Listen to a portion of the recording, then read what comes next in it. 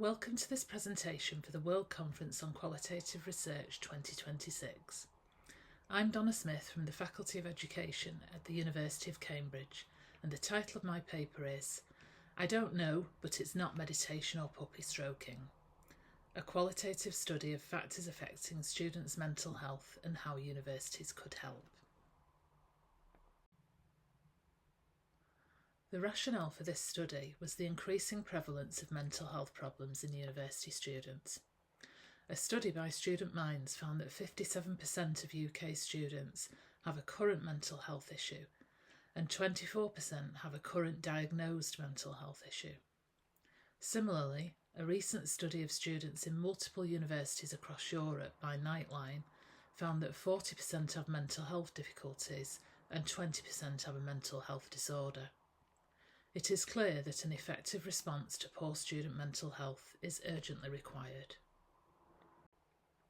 In this study, the aim was to investigate students' own perspectives on the factors which positively and negatively affect their mental health and the ways in which universities could help.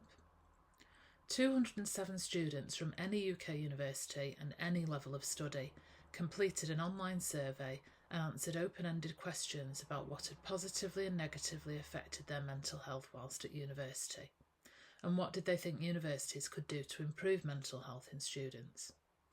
The data were analysed using reflexive thematic analysis.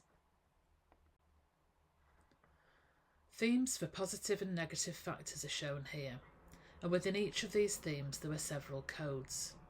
People, university life, recreation and mental health support positively affected students' mental health, whilst university life, relationships and personal issues negatively affected students' mental health.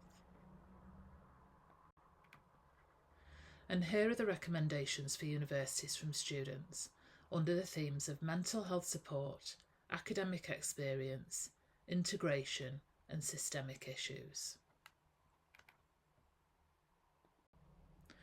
Following this initial analysis, the data were used to examine group differences, specifically for first-generation students, those whose parents do not have a university degree, who make up almost half of the UK university population. Research shows that first-generation students may have worse mental health than their continuing generation student peers. One or both parents have a university degree. In this study, the frequencies for each of the themes and codes were compared for continuing generation students and first generation students.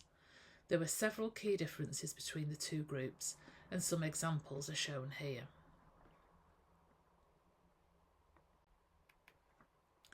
So the key takeaways from this study are, firstly, the value of qualitative studies in student mental health research. A deeper understanding of this issue necessitates qualitative studies which focus on the voice of students, the experts of their own experience. And secondly, caution is needed with universal approaches to student mental health.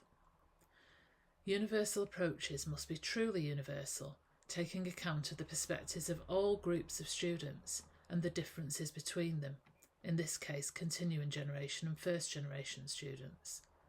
Failure to do so is critical because can we really claim that widening participation aims are being achieved if first-generation students arrive but don't thrive in our universities? Thank you very much for listening to this presentation. Here are the references, and here are my contact details. The journal article about this study will be posted on my website when it's published, and you can access my other presentations and publications there too. Thank you and enjoy the rest of the conference.